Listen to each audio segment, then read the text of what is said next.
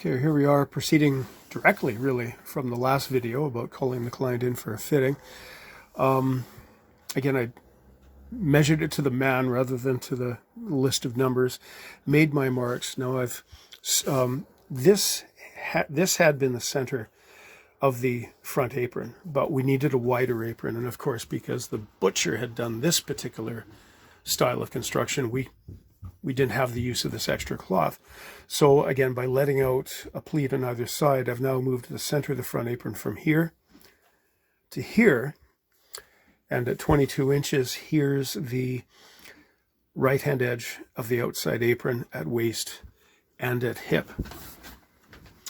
But this nonsense of, as you can see, originally they've marked the A-line where the stitching is, and I've added a bit of chalk just to emphasize that, then added an inch seam allowance and cut it off. And it's just such a bad practice.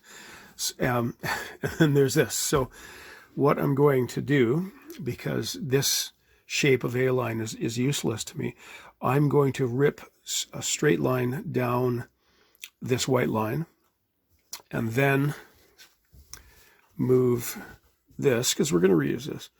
Move this. Now there's the waist measurement, 36 inches, and I'm doing this one-handed, so it's a bit cack-handed.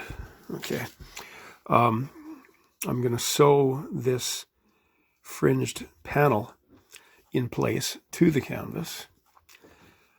I'm going to attach the strap to canvas and the tartan, and then, now I can't show this single-handedly, I'm going to fold this seam, and I'm just going to do it inside out here because I just have one hand. This is backwards, but I'm going to fold the seam to its finished shape along the fringe, sew it to the bottom, and then flip the kilt over. I'll do another video to show exactly what I'm talking about, and maybe I'll have two hands for that. But with that in place, then I'm going to tuck this under and sew it a second time. So yeah, this is the first time I encountered this. I thought it was a modern shoddy job, but I've since discovered that they've been doing this and this technique since the late 1920s, early 1930s, because that was the earliest kilt that I've seen with this construction. Bad idea. Don't do this. Anyhow, I'll carry on and show you how this turns out. So the first step, I've measured my edge mark, the 36 waist and the slightly 44 hip, laid it out and adjusted the strip of cloth accordingly so that the edges are going to line up. And now I've pinned this in place against the canvas, and now I'm going to sew it down. Here we are. I've basted the flap, what else to call it, and attach the strap. Next, I will pin the outer face of the apron in place and run a seam down the fringe.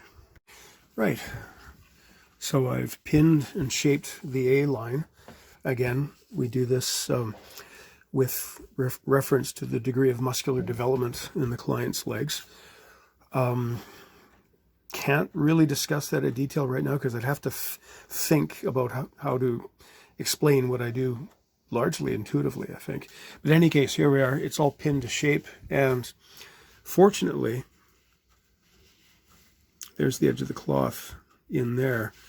There have been times where the cloth is, leftover bit of cloth is so wide that I've wound up basically doing two folds, this one and then a second one, which is the original cloth, because again, first, we do no damage. We don't want to take cloth away, because in the future, as this fellow ages, this kilt may well come back here to be altered a second or even a third time as his figure matures, and we don't want to rob potential for that in the future. So there we are. The nasty residue will be hidden. Now I can just carry on by, as normally done, sewing the bottom and then running this seam and then doing a blind stitch up the back, and then after that it's top band, lining, and clean and press. There we go.